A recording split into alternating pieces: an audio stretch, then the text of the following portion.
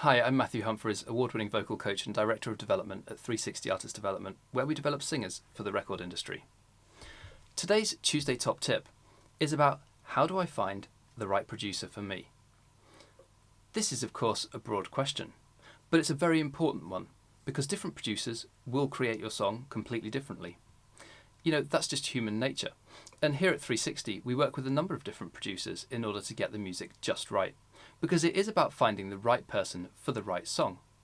Sometimes I'm a producer, and sometimes I find that by using somebody else, I can get a sound that I wouldn't personally create, and I can then mix in my own style with that person's song, and you end up with a kind of collaboration, if you like, between producers.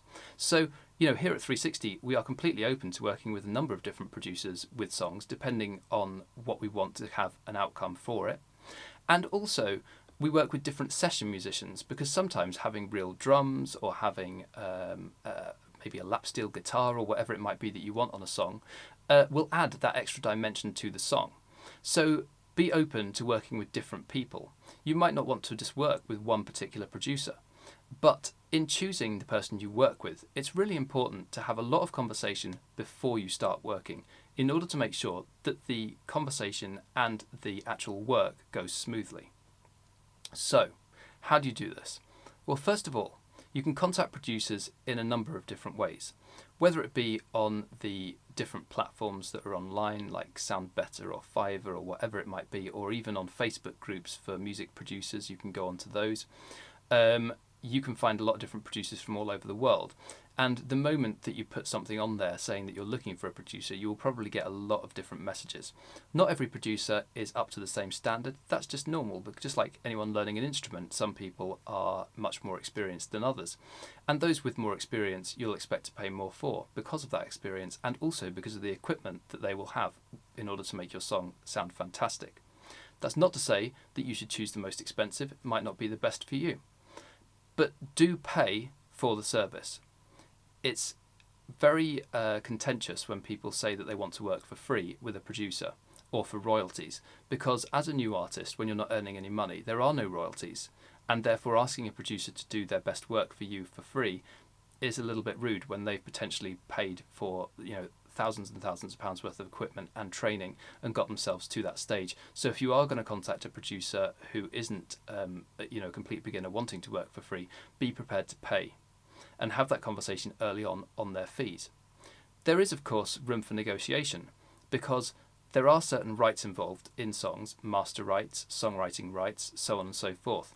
And you can negotiate giving them rights to the song as well as a fee, or you can negotiate a complete buyout of the rights for yourself. We'll cover rights in a different video, so please do subscribe to this series and you'll be able to watch every Tuesday Top Tip. So have that conversation. First of all, you want to be saying, right, I'm looking for 1 song, 2 songs, 5 songs. That will obviously depend on the price because you can negotiate a bulk discount. And my style of music is whatever it is. And provide some reference tracks to the producers who are looking to pitch to your work. Reference tracks are songs that are going to sound similar to what you want your song to sound like. That's really, really important to a producer because by listening to what you want, they know the kind of music that it requires and whether they are the right person to do it for you and whether they need to hire any session musicians to make that happen so that they can give you an accurate quote. It will also hopefully get rid of those producers who can't write or work in that kind of genre, and you will then be left with those who can. At that point, you need to be asking them for their tracks that they've done before that are in a similar style to what you're asking for, so that you can hear the quality of their work and whether it's something which would benefit you. Whether those producers have worked with famous artists or not, in my opinion, it isn't relevant. If you're going to get a fantastic song, then it's going to sound fantastic. Those producers will not pitch your song unless they think it's so fantastic and they're going to get something out of it. They don't rely on a promise of having that song pitched, in which case, paying for somebody who's worked with famous artists will just cost you a lot of money, when there may be other producers out there who can do the same kind of job for much less money. That said, obviously, if you want to and you have the budget for that, then go ahead. I'm not saying don't. I'm just saying just don't do it with the expectation that they will then get you famous, because that's not how it works. So once you've then listened to the songs from those producers that they've sent, you can then get an idea of who has the kind of sound that you want to go for. You then need to be asking questions about their terms of work. What rights do they take, what the payment terms are, whether they're going to do any revisions if you're not happy, and how many revisions they would do before they start charging more. You need to find out whether they will mix your vocals into the track once you've had them done, or whether that's something you have to do, and whether they will get the song mastered, or again, whether you have to send that off once they've sent you the mix, because everybody works differently. It's also beneficial to get a different mastering engineer to do the master anyway, because generally speaking it's better to have a different mastering engineer as the person who mixes it. But that's up to you. And of course, if you want to send it off somewhere else for mastering, again, you might be able to negotiate a discount if you're not having it done by them. So the other thing that you want to try and do is get a good conversation with the people that you're most interested in, because personalities and having a human-to-human connection is really important when it comes to music, because your creativity needs to bounce off each other. So having a producer that you get on with and that you like, and that you feel like you can open up creatively to, is important. And I would say as important as any of the other things that I've mentioned today in choosing who you go with.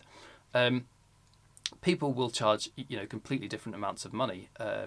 You can pay hundreds, you can pay thousands for exactly the same thing. And what I would say is work with different producers, find out what works for you, and you'll eventually build those relationships, as we have done at 360, with those producers that we know we can rely on and trust, and that we constantly get great results for. Another thing that you must specify to the producer is no unauthorized samples in your work. Whatever you do, make sure you say that, and make sure you get it in a contract form, because you must not have any samples in that they haven't paid for legally and that they're allowed to use. Because if you then release your single and it's got something in it that's illegal, you are getting sued. So make sure that they don't use any unauthorized samples. Make sure it's in contract form. Which brings me on to my final point. Once you've decided which producer to go with, don't make it informal and just send them the $200 or whatever they've asked for. Make sure you do it so that you have a contract in place that stipulates exactly what you're getting, exactly what the rights are and the splits, exactly when you're expected to receive it, how many amendments there may be, if there are any, and what the formats will be sent to you in, etc., etc. Because having it in a contract form means that it keeps everybody safe. It keeps the producer safe, it keeps you safe, and it means that you know what you're getting and you've got recourse if it goes wrong, which hopefully it won't. Generally speaking, I rarely hear any issues of people with producers unless they've just tried to go for the free option and ended up finding that it's been a bit of a mess, or somebody's lied and they haven't got it in a contract in relation to samples or what have you. So it's all about getting things in a contract. This is official business. Offer to pay, of course. Get a price that you're happy with. Get a producer that you're happy with, and you will find that you get a fantastic song. My final point, just to make in relation to the producer that you choose, is that everybody will produce a song differently, like I said at the beginning. So if you come to me, I'll make it very different to somebody else, but that again is a great part about music, and I think that adds a lot of buzz and vibe to different songs. So when we produce people's albums here, we often use different producers in order to get that kind of difference in sound that then works really well for an album when it comes together. So work with different people, experiment, have fun. Collaboration is what the music industry is all about. So please subscribe to this channel. I look forward to seeing you in the next video, and please head over to 360artistdevelopment.com to check out what we do. See you in the next video.